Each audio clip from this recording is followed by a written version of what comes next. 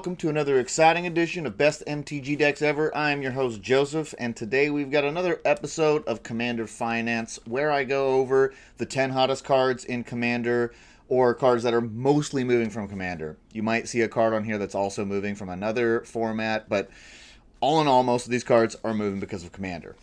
So let's just start off with number 10. We've got Master of Ceremonies. Master of Ceremonies starting price $5, ending price $6.44 for a 28% increase. Master of Ceremonies was a card that was printed in the latest Streets of New Capenna Commander decks. It's a really good card, kind of goes in a lot of everything. It's mostly seeing play in Kit Kanto, Jetmir, Ginny Fey, Tivit, Fabine. There's even some older commanders that it's showing up in.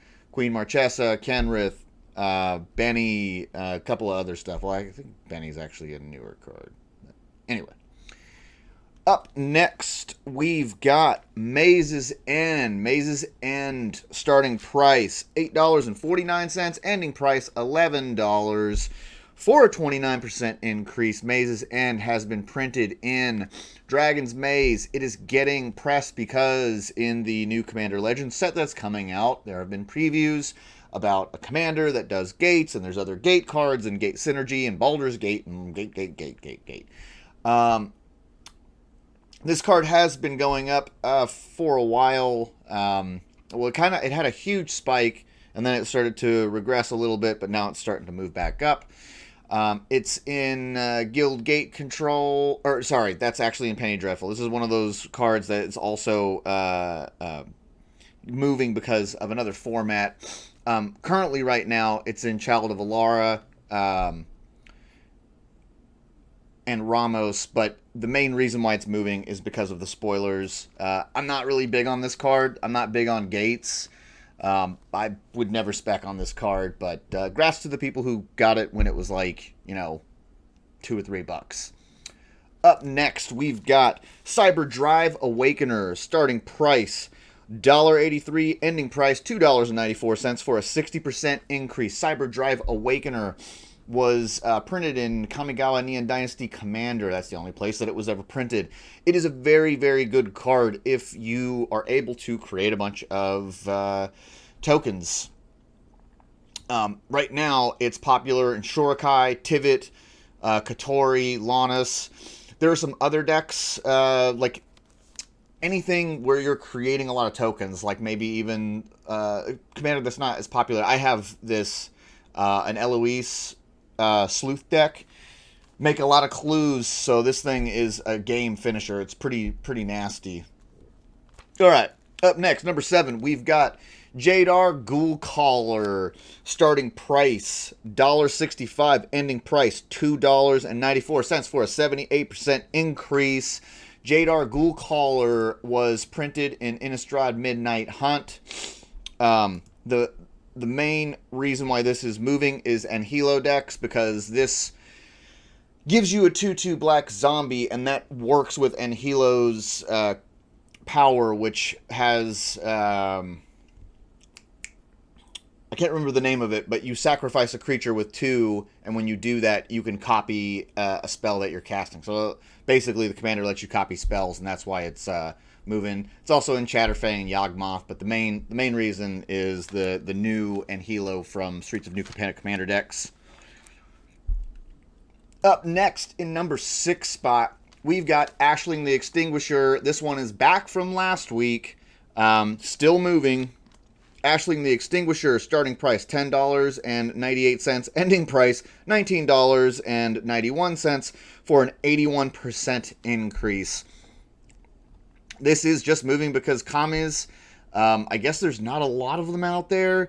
It's really just that one commander, and I'm surprised that it's so high. I would not get it at this price.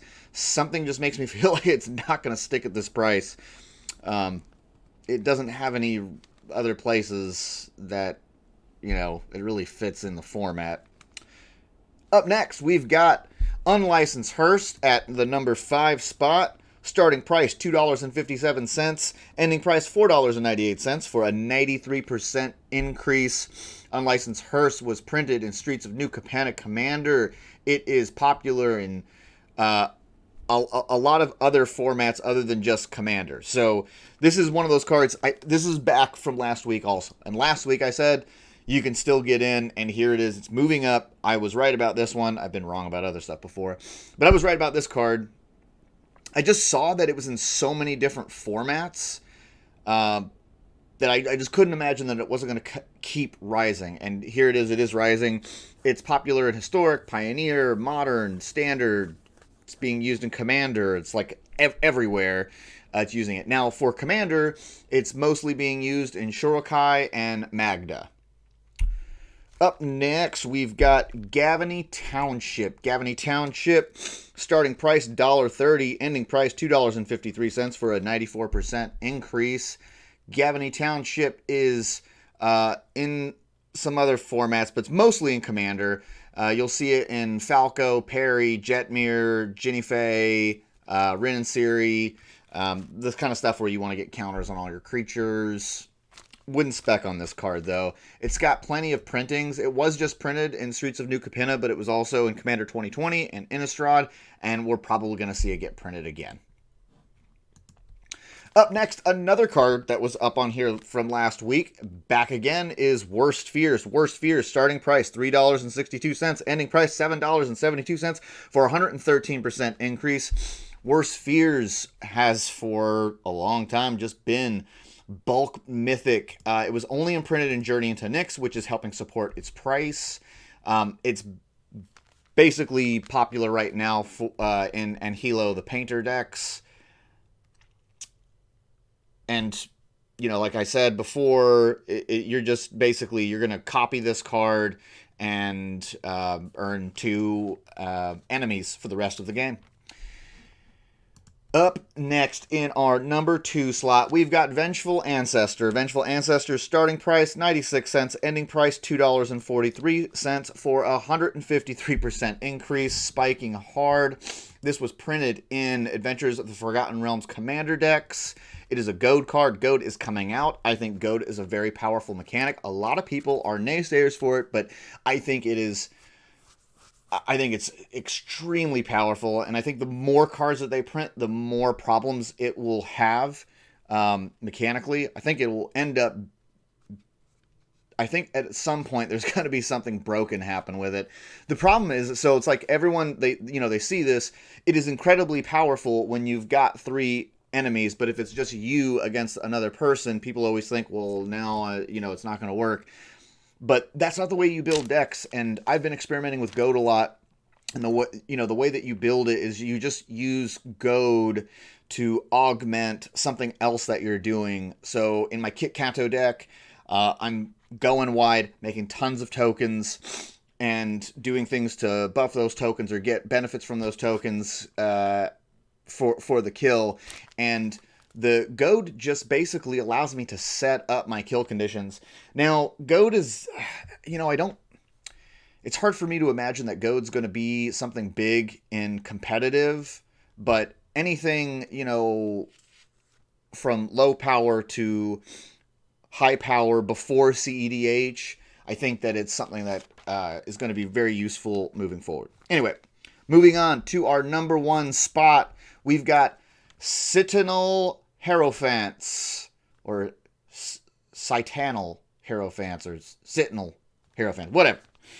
This card, starting price $3.76, ending price $29.99 for a 697% increase. It was only printed in Urza's Saga. It is spiking because of a commander that was previewed for Commander Legends 2. It's got a really long name, but I just call it Raga for short. And Raga buffs mana dorks. So if you play Citanal Hierophants, each creature you control gains this a mana ability, and every creature that has a mana ability gets a buff. I don't think this is a big deal, honestly. So for a deck like that, you don't really care that your other creatures have a mana ability a lot. It's mostly you put a lot of mana dorks in there. The mana dorks are going to be bigger when they come out. There's a couple of ways that you can do some tricky things with them, because they'll untap when you attack. And so, like, if you've got instants, you can use your mana dorks to cast instants on the attack, and they're going to be bigger bodies. But then he's got a second ability, which, if you cast a spell with 6 or higher, you can give a creature +7/+7 and trample. So it's kind of like you're going to be doing these weird little spiky, attacks and stuff, and you're just not going to have a lot of non non-mana dork creatures in the deck. It's going to be mostly mana dorks. It's not like you're going to be playing a ton of creatures that aren't mana dorks, and you're going to play Sentinel Hierophants for some sort of bam, I'm going to win the game. So, yeah, don't buy this card at $30. It's going to drop back down once the supply changes, or once people start figuring out that this card's not really critical to the deck. It's mostly going to be how your regular mana dorks interact and work with the instants and stuff that you're playing, and how you're handling combats. Like, multiple combat cards are going to be big in this deck. If you have, especially if you have some sort of draw mechanic or a way to really filter through stuff, you could do multiple combats, tapping and untapping, casting 6-cost mana spells, buffing other creatures +7/+7 trample, and just taking people out, just doing huge spiky plays. But yeah, stay away from this one. Anyway, hope you guys enjoyed this week's Commander Finance video. I will see you all next week, and have a good day. Bye-bye.